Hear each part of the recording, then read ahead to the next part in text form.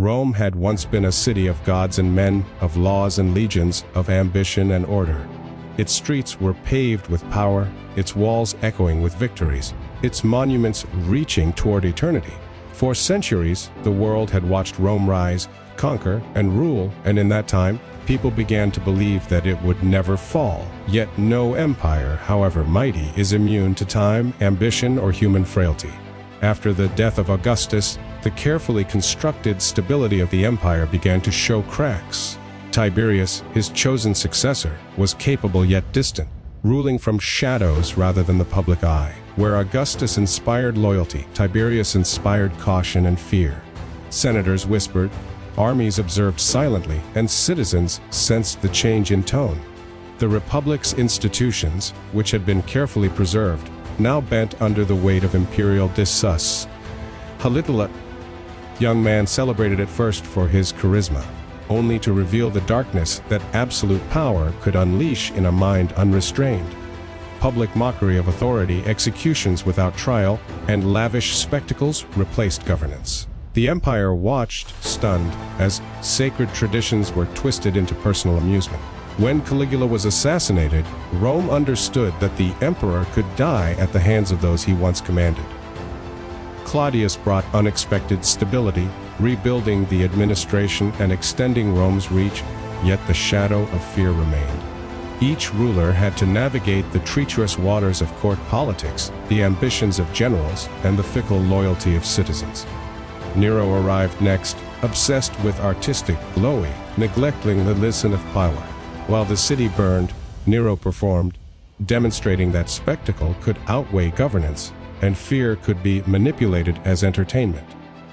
Rome endured these trials, but each era weakened it. The Julio-Claudian dynasty ended not with defeat in battle, but with internal collapse as governance became a dance of survival, intrigue, and coercion. The Republic's long-lost traditions were little more than a memory, and the empire had learned that it could survive without virtue, but only temporarily. The 3rd century brought the empire's most severe tests. Emperors rose and fell with dizzying speed, often crowned by their armies and executed by the same hands.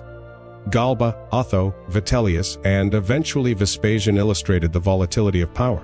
Civil war became routine. Rome was bleeding not just from external threats, but from internal instability, which consumed resources, loyalty, and public confidence. Diocletian emerged as a phocis in decimus chaos, realizing that the empire was too vast for one man to control. He divided power among 4 rulers, the Tepharchy, creating a system to share authority and prevent civil war.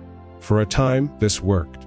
Rebellions were suppressed, trade stabilized, and borders secured.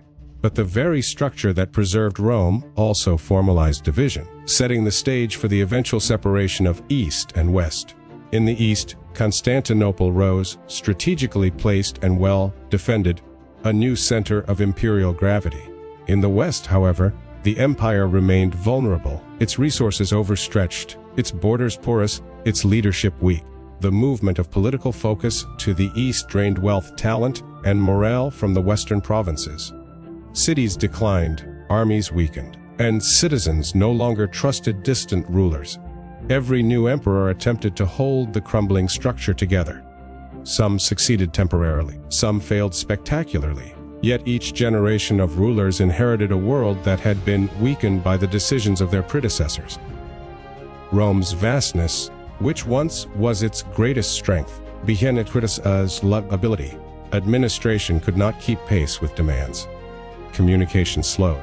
Crisis multiplied. The empire was strong in memory, but fragile in reality. And yet life continued. The markets, the fields, the towns, and the farms still functioned. People adapted as the empire adapted before. Families taught their children trades instead of letters. Soldiers fought for pay rather than honor. Local authorities took responsibilities once reserved for distant emperors. Authority was no longer abstract. It was immediate and personal. The empire existed in name, but loyalty had shifted.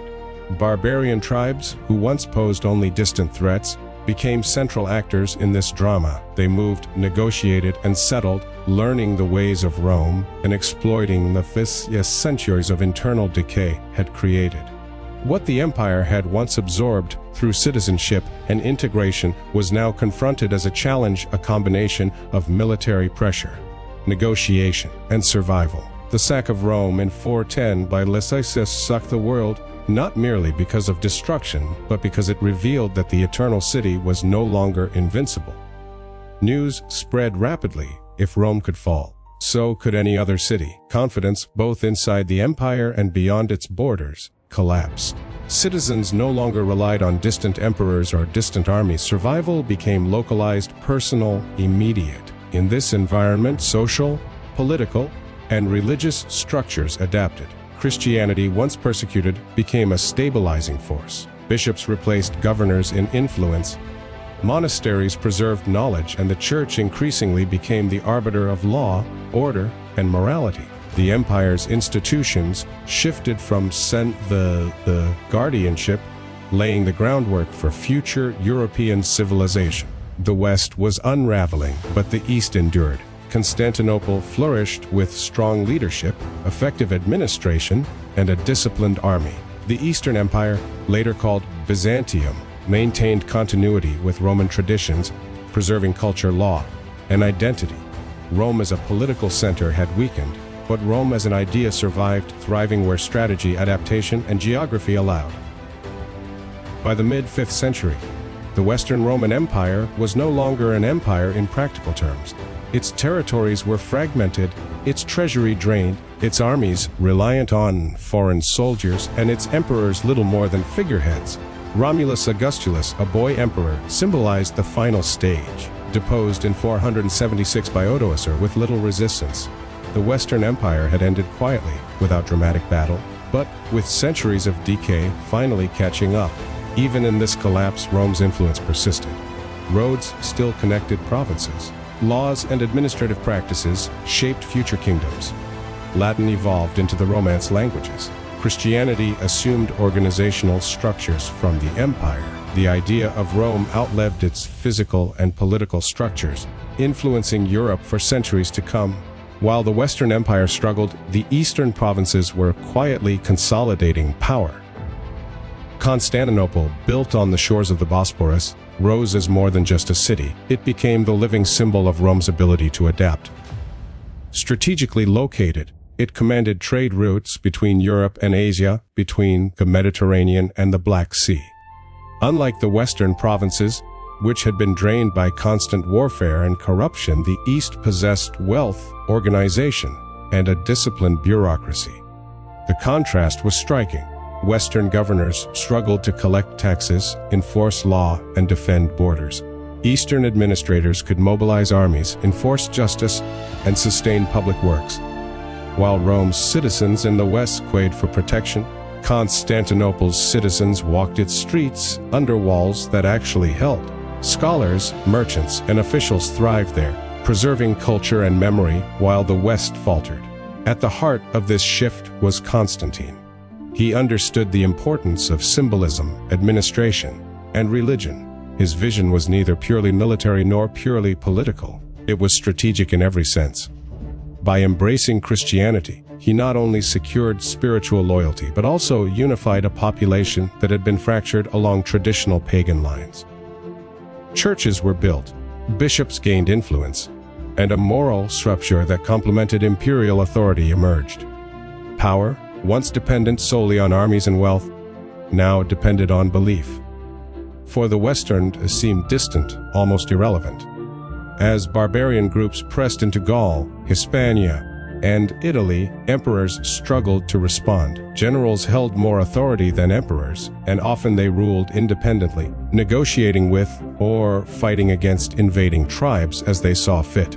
Rome's administrative networks, once the model of efficiency, had become rigid and ineffective. Supply lines broke down, leaving citizens to fend for themselves. Fields went untended, cities depopulated, and local leaders were forced to make decisions the empire could no longer enforce. Meanwhile, the army had changed. Soldiers were recruited from the very tribes that had once invaded Roman territory. They wore Roman uniforms and served under Roman banners. But their loyalty was conditional, paid in land, gold, or privilege. The professional citizen soldier who had once symbolized Roman pride and identity, had largely disappeared. In his place were mercenaries whose allegiance could be bought and sold, who understood the rules of power but not the seditions that had created it. Rome's economy mirrored its military decline. Coinage was debased to fund armies and administer inflation.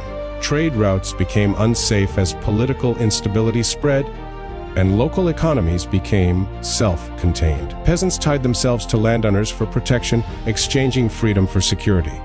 Urban centers, which had once pulsed with commerce, now depended on food shipments from regions increasingly beyond control. The city of Rome itself, though still impressive, had become a shell of its former self, vulnerable to anyone bold enough to challenge it.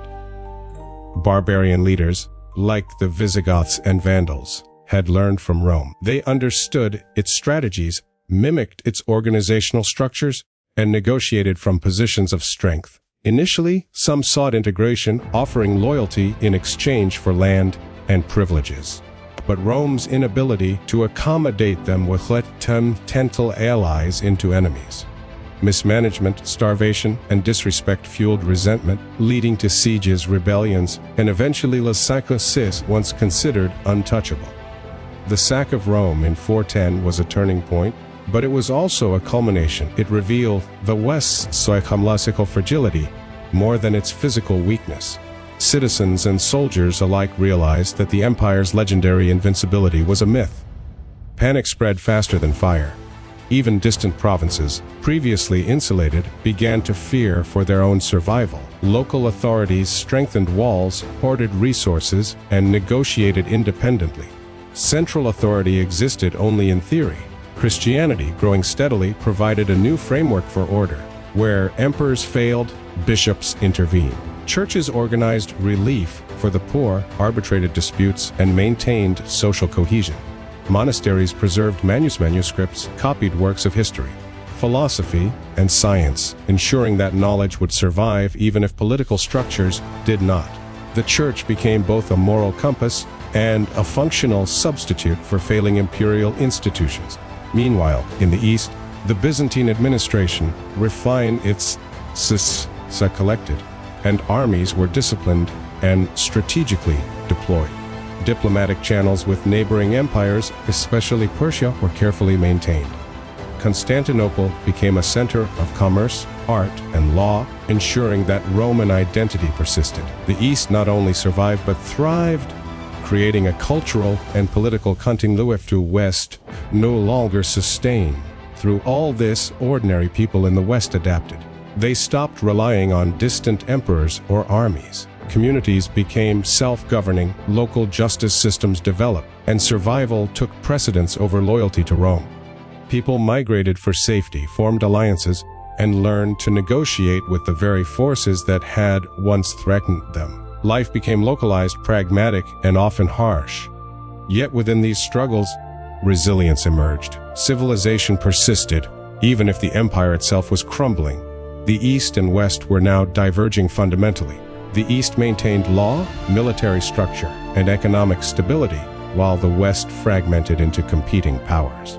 Territories were lost not solely due to foreign invasions, but because Rome could no longer project authority effectively.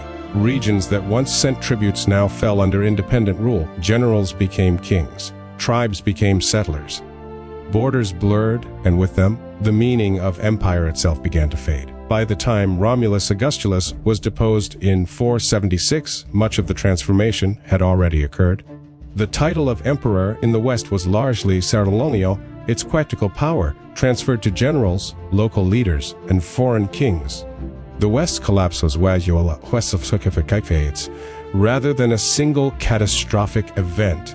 Yet the story of Rome, its institutions, and its legacy continued to influence societies, law, culture, and religion long after the political structure had disappeared. Even as the Western Empire ended, the Eastern Empire endured. Roman law architecture, military organization, and religious structures continued. Christianity, now entwined with governance, provided continuity and stability. Scholars, merchants, and soldiers maintained the knowledge and traditions that would influence generations to come. Rome had changed, but it had not vanished entirely. The Western Empire's collapse accelerated as barbarian movements intensified. Tribes that had once been peripheral now became central actors in Rome's story. The Visigoths, long displaced by Hunnic expansion, sought refuge within the empire. At first, what refuge within the empire's allies, settling them in provinces and offering them the promise of food and land. But the administration, stretched thin and struggling with corruption, failed to meet even basic obligations. Supplies were delayed, taxes were demanded harshly, and promises went unfulfilled. Discontent grew, transforming potential allies into formidable enemies. Led by Alaric, the Visigoths mobilized their grievances into force. They had learned Roman military tactics, understood siege warfare, and exploited the empire's weaknesses. The army dispatched to control them was insufficient, poorly supplied, and fractured by internal rivalries. Rome's Western legions, once symbols of invincibility, could no longer project power effectively across their vast territories. Civil wars within the empire further drained strength, leaving provinces vulnerable and demoralized. In 410, the unthinkable happened. Rome itself fell to the Visigoths. The city, eternal in legend and memory, endured a sack that shook the world. It was not just a physical destruction. It was a psychological collapse. Citizens, long accustomed to the empire's protection, realized that even the heart of the empire could not withstand determined forces. Churches, homes, and markets were plundered. The monuments that had defined Rome's grandeur were threatened, though some were spared through negotiation or respect. Yet the message was clear. Rome was no longer untouchable. The sack sent shockwaves throughout Europe. Territories that had relied on Rome's authority now reconsidered their allegiances. Generals and local rulers acted with increased autonomy. Some regions fortified cities independently. Others negotiated with barbarian leaders for peace or survival. The concept of central power, long a cornerstone of Roman identity, was crumbling. Loyalty was conditional, survival paramount, and Rome's authority increasingly symbolic rather than practical. Following the Visigoths, other tribes pressed into Western Europe. The Vandals, a crossing from Spain into North Africa, captured Carthage, undermining Rome's grain supply. Without steady food shipments, the Italian peninsula's cities struggled to sustain populations. Political authority weakened further as governors and generals competed for control. The empire's capacity to respond to crises, disciplined bureaucracy, now a ghost of its former efficiency. Romulus Augustulus, a boy emperor, inherited a title stripped of power, installed by his father Orestes. He was a figurehead in an empire that no longer functioned as a cohesive entity. By 476, Odoacer, a Germanic general serving within the Roman army, deposed Romulus without significant resistance. This act is often cited as the symbolic end of the Western Roman Empire. Yet, for much of the population, Rome had already ceased to exist decades earlier. The formal deposition was simply a recognition of an ongoing reality. The empire had fragmented beyond repair. Despite political collapse, the cultural and administrative remnants of Rome continued to influence successor kingdoms.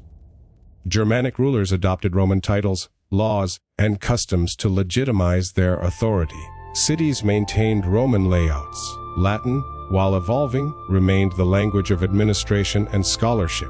Christianity, already a stabilizing force during the empire's decline, provided moral authority and continuity. In this way, Rome's legacy outlived its political sofa, seeding the foundations of medieval Europe. The collapse also revealed the fragility of empires dependent on central authority.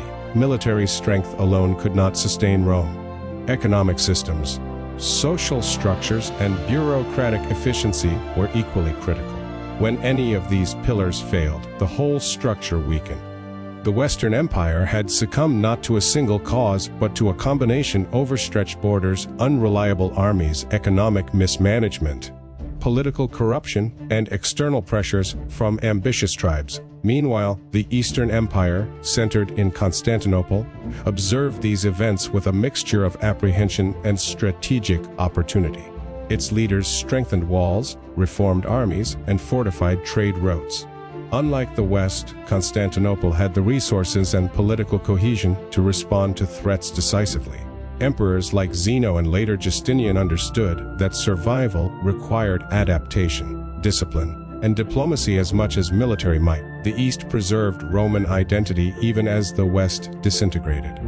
Life for ordinary people in the West became increasingly localized. Farmers focused on protecting their land and families rather than serving distant emperors. Towns formed independent councils. Bishops and local nobles assumed functions once held by imperial officials. Society reorganized around immediate needs and personal loyalties rather than abstract institutions. This decentralization laid the groundwork for the feudal systems would dominate Europe for centuries. Education, trade, and urban life diminished in the West, yet they persisted in pockets. Monasteries, often remote and self-sufficient, preserved knowledge and culture. Crafts, agriculture, and local governance continued, adapted into the reduced reach of imperial authority. Though Rome had fallen, civilization endured through these fragments, showing resilience even in decline. Barbarian rulers did not merely conquer, they transformed the territories they controlled. By adopting Roman laws and customs selectively, they legitimized their authority. They maintained roads, collected taxes, and continued trade when possible. Their kingdoms were hybrids, combining Germanic leadership with Roman and Swiss and cultural elements. In this way, the collapse of the West was not absolute destruction, but transformation. Rome had ended, but its influence persisted. The fall of the Western Empire, culminating in the deposition of Romulus Augustulus, was both a dramatic moment and the final point of a long, drawn-out process. It illustrated the cumulative effects of centuries of internal decay, external pressure, and adaptation failures. Yet it also highlighted the enduring nature of Roman ideas. Even in defeat, Rome's systems of law, governance, and culture shaped the emerging European world. This era of transition was turbulent, uncertain, and often violent. People lived with constant threats from war, famine, and political instability. Yet within this chaos, new forms of order emerged. Local authorities, religious institutions, and regional kingdoms assumed roles once held by distant emperors. Communities survived, not because the empire guided them, but because they learned to navigate the power vacuum themselves. Rome's fall also left a profound psychological legacy. For centuries, people had believed in the permanence of the empire. Its monuments, coins, and rituals reinforced the idea that Rome was eternal.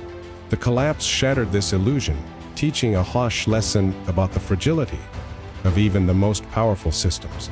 Future generations would remember Rome not only for its victories, but for the manner in which it declined, providing cautionary lessons for centuries to come.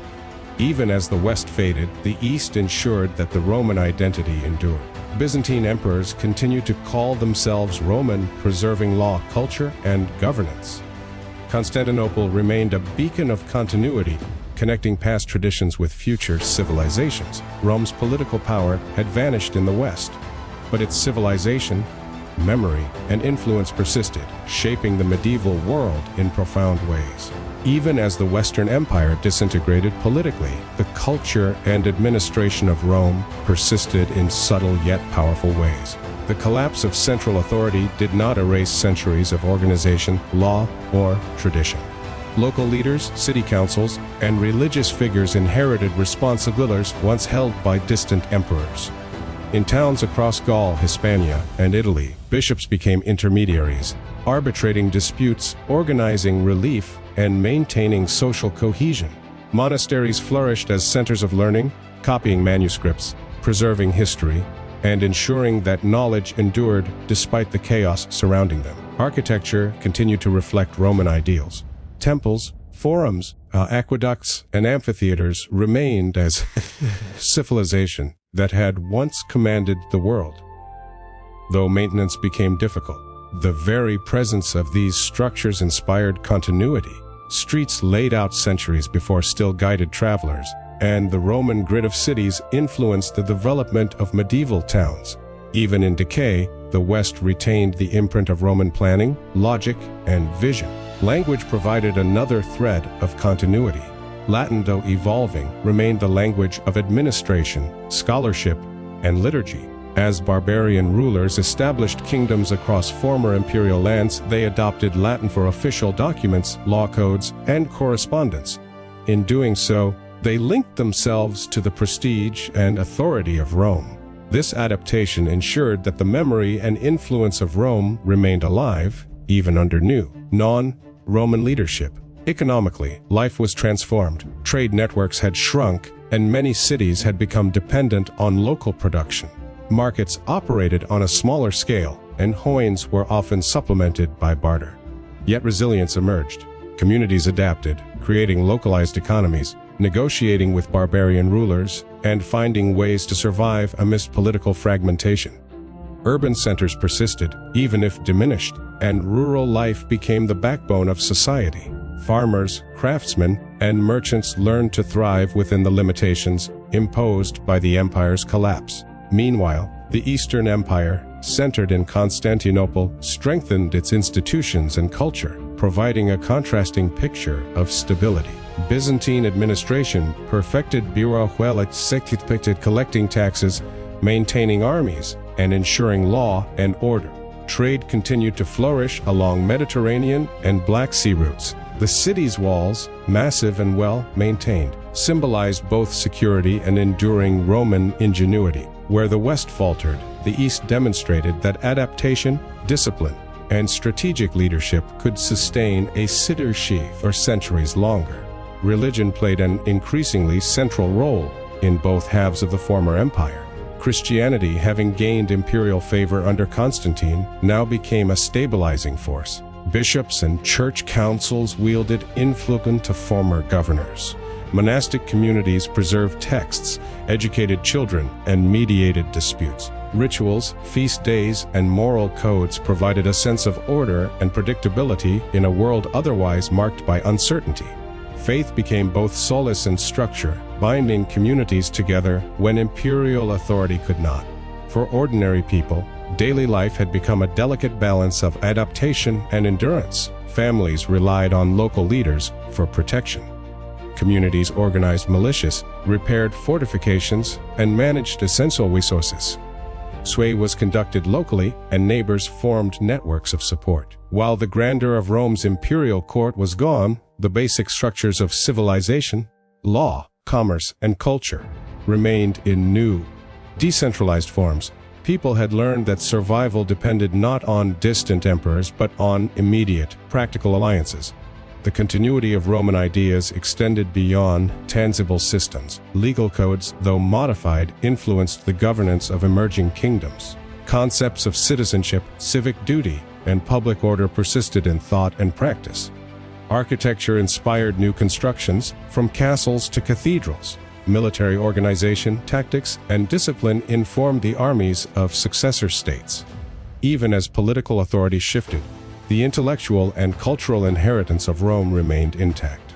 The East-West divide became more pronounced. The Eastern Empire maintained Roman tradition and governance. Constantinople thrived as a hub of commerce, diplomacy, and culture.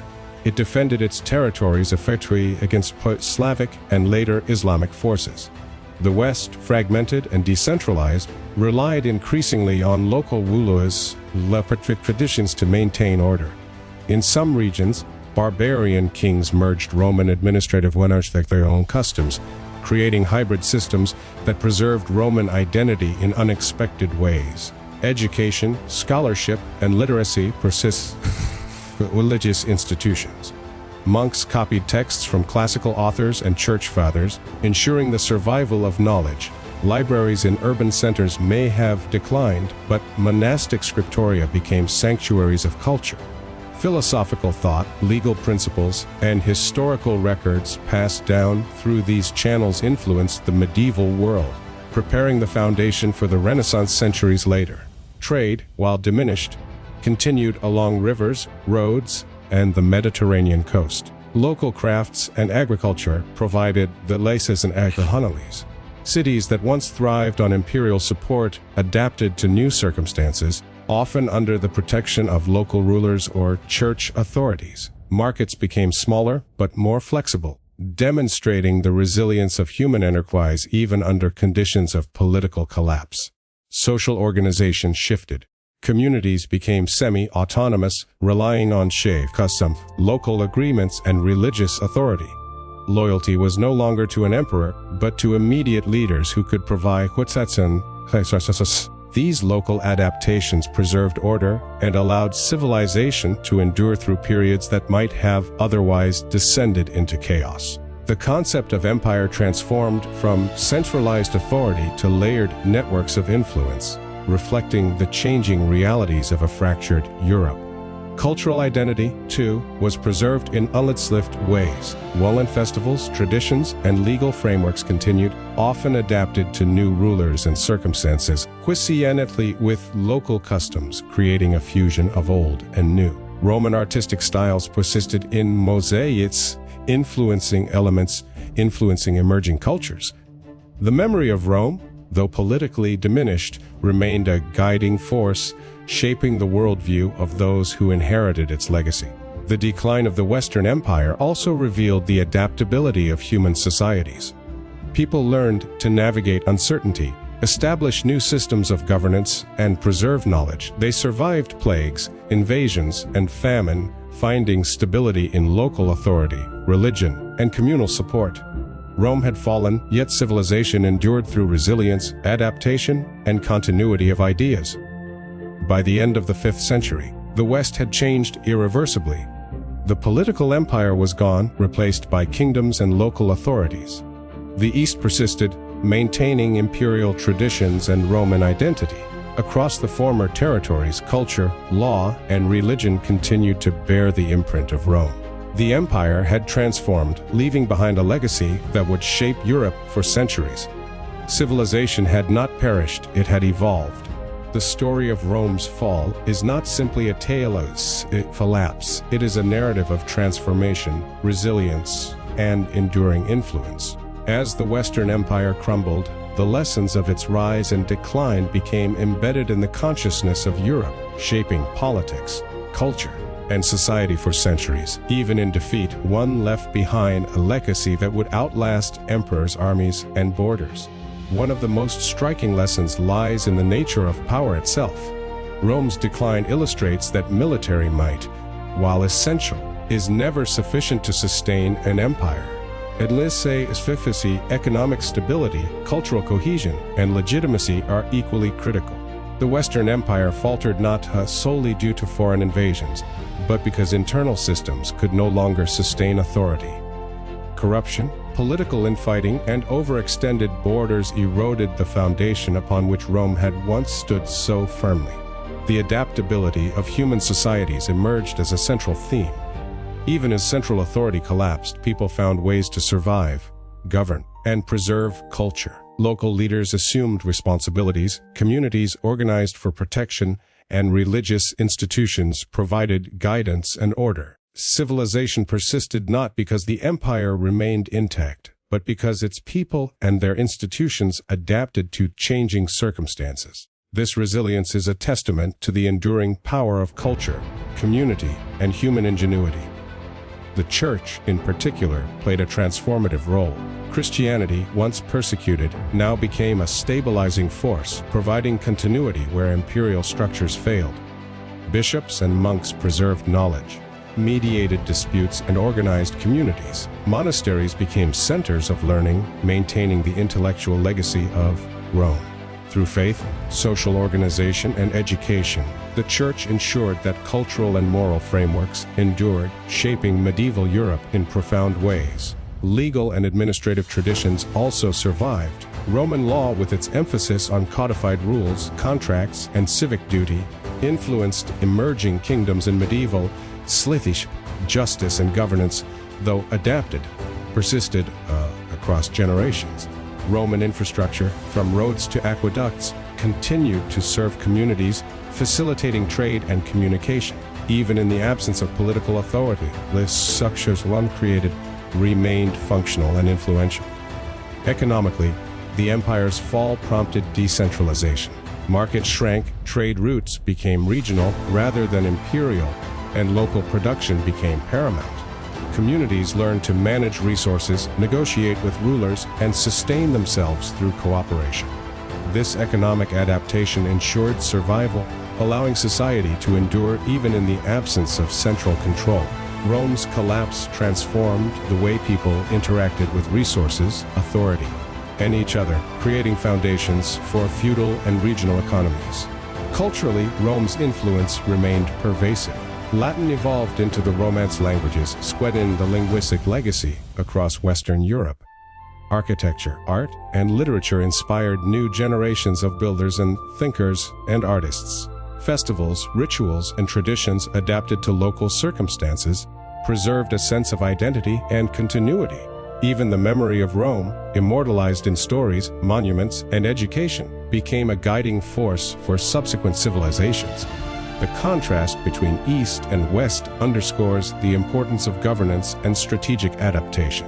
While the West fragmented, the Eastern Empire, Byzantium, continued to thrive for centuries, preserving Roman traditions in administration, law, and military organization. Constantinople became a center of commerce, diplomacy, and culture, demonstrating that the survival of civilization relies not only on strength, but on adaptability, foresight, and effective leadership. The East carried forward the Roman identity, influencing regions far beyond its borders. Rome's fall also serves as a cautionary tale about hubris and the limits of human institutions. No empire, regardless of its wealth, size, or military prowess, is immune to decline. Economic mismanagement, overextension, social inequality, and political corruption can undermine even the most formidable states. Leaders who fail to balance ambition with quitters risk the collapses of structures they believe eternal. In this, Rome's story is timeless, resonating with every civilization that has sought to dominate and endure. Yet, despite all losses, Rome's influence endures in ways that are both tangible and abstract. Legal codes, architectural styles, philosophical ideas, and cultural values have survived across continents and centuries. The Roman ideal of citizenship, civic responsibility, and rule of law continues to shape governance today. Roads, bridges, and cities built on Roman foundations still serve millions. Even in its absence, Rome continues to inform human thought, societal organization, and political ambition. The people of the former Western Empire adapted, learned, and rebuilt. Kingdoms emerged from the ruins, blending Roman traditions with new customs. Germanic rulers adopted Roman law and administration, ensuring continuity amidst change. Cities persisted, trade revived, and intellectual life, guided by the Church, preserved the knowledge of the ancients. In essence, Rome did not vanish, it transformed. Its institutions, ideas, and legacy endured, influencing generations that never knew the empire at its height. In reflection, the fall of Rome is less a story of annihilation than one of metamorphosis. The empire's political structures dissolved, yet its culture, knowledge, and influence adapted and survived. Lessons of leadership, administration, and resilience continue to resonate. Civilization endured because people, communities, and institutions were capable of adapting. Rome became both memory and foundation, shaping Europe and the world long after its emperors had vanished. As the Western Empire faded into history, the East carried the torch of Roman civilization. Constantinople would rise, fall, and rise again over centuries, preserving the essence of Roman law, governance, and culture. Meanwhile, in the West, the seas in Europe were sown in the ruins of cities, in the monasteries, and in the hybrid kingdoms that emerged. Rome's legacy was no longer confined to political boundaries. It had become the guiding framework for culture, law, and identity across continents. Ultimately, the story of Rome is a story of endurance. It teaches that even in decline, ideas, culture, and human adaptability can outlast political institutions. The Western Empire may have ended, but the influence of Rome continues to shape governance, law, language, and society today. From ruins and chaos, new civilizations emerged, rooted in lessons learned from centuries of ambition, conquest, and decline. Rome's memory, like its marble monuments and written laws, remains eternal. As historians and storytellers reflect on this monumental transformation, one cannot help but marvel at the enduring power of human civilization. Empires rise, fall, and are remembered not just for their triumphs, but for the legacies they leave behind. Rome's story, marked by grandeur, ambition, resilience, and eventual collapse, remains one of the most compelling lessons in history. Its echoes are found in modern governments, legal systems, and cultural values, reminding us that the past continuously shapes the present.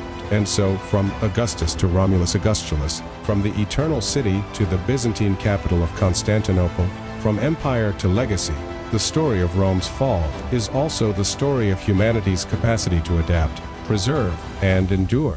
Civilization does not end with the death of a state. It transforms, survives, and finds new ways to thrive.